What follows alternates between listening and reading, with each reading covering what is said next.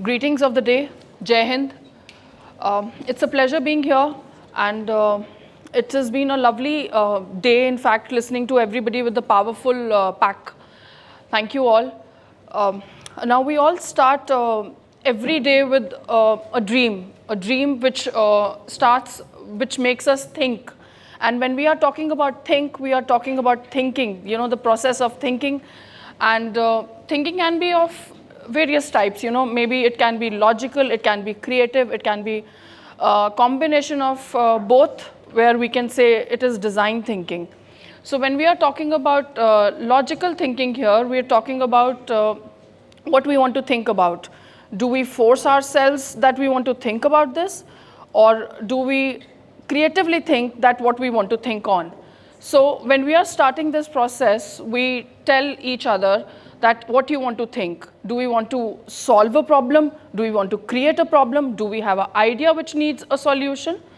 So thinking tells us, how do we think? So when we start thinking, there is a process, design thinking, where we map our mind and we tell ourselves, how do we think? Do we think logically or do we think creatively? Now let's start our life when we are born, and we are born as infants, when we are labeled as infants. So we are given a preschool, a play school to start, where we are only given creative things to play with, so that we try and understand sensitive things more, so that we can play with things and have a joyful time. So when we start learning this process of learning joy in life, we are given a school where we start subjects, where we learn courses, and we are given a process where we are taught to think logically. So in this process, when we are talking about creativity, we are talking about logics, we are talking about growing our mindset also.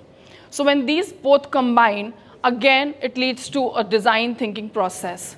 As adults, when we grow, we create a process which tells us what we will think and where our ecosystem will go to. So when we are talking about creativity, we are given exercises, like for example, when you are in a KG standard, you are given pulses to separate colors, to play with your hands so that you understand the shapes.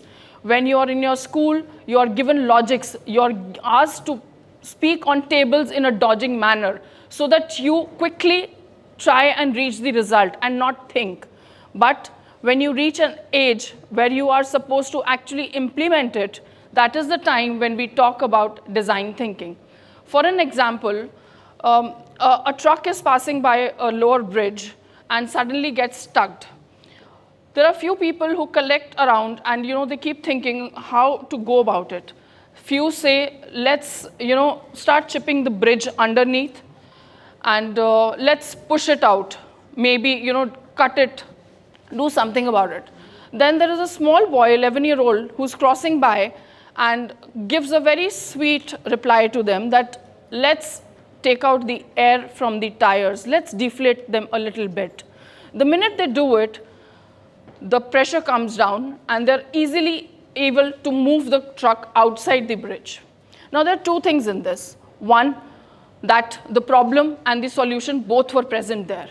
The only thing was that we were not open to actually accept that there can be another way out also. So when we are thinking logically, we are thinking creatively, and when we are preparing our mind for design thinking, we have to actually think out of the box. This is where the groundbreaking actual idea comes, that if you are sitting inside the pot, you please start looking outside the sky rather than looking at the sky, and you look into the pot for a solution. So when we are talking about a design thinking process, we are talking about thinking out of the box. So the child actually was thinking out of the box, which the other people around who were actually facing this could not solve this. So when we are talking about creativity here, what do? You are puzzled. We are given a sketchbook where we are made to just scribble lines to open our mind, so that we think that whatever we are not supposed to think comes on the paper, and we open our minds to think. So these are the things, these are the exercises which we actually follow to actually understand what is actually going on in our mind. So as an end user, you start finding the problem, you start giving the solutions. So this is where the empathy procedure comes, this is where the idea generation comes, and this is where the solution comes. When you start finding the solution, you actually start finding the ways also, not one solution, but a variety of solutions. So 10 brains working on one solution or one problem will have 10 different problems and 10 different solutions. So creativity tells you, if you're designing a space or designing any kind of a product or any kind of a thing which anybody has to use in the nature, will have different forms. When we are talking about forms here, we are talking about shapes. We are talking about how comfortable our ergonomics or body is going to be when we are using the certain areas.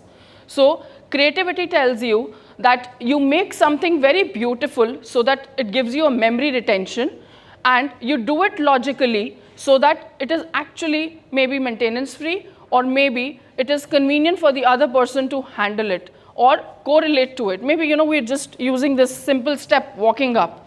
So when this logical thing comes to you that it is little small for you, next time you will create it in a bigger form. So this is the logical thing. The person who is creating it is a creative person. So we have to form both of them together and have a design thinking process.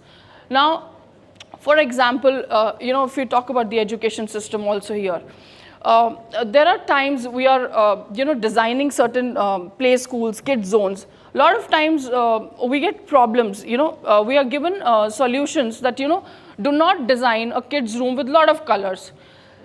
A lot of people have a perception with studies that if you give too many colors to the students or the child growing, they will not use their imagination to actually use the colors. They will stop themselves. And at times, when you're not giving them colors, a lot of people have this perception, how would they recognize the colors? So this is where the logical thing comes. Ultimately, when you teach a child also to solve a problem, or anybody around us, they know the solution. You are just showing them the way to solve it. Ultimately, we think we are teaching them. No, we are not teaching them. They know the answer. It is their thought process, which we call as design thinking process, which they actually implement with their own brain exercises, and they try and do it. So I think when we are talking about processes of thinking, it's all with us. The solutions are around us. The problems are around us. It is just on us how we follow them. It's a very simple logic. You need to enter a room. You need to open the door. You don't have the door. You need to have a window. And today, in today's scenario, if you don't have the window, break the wall.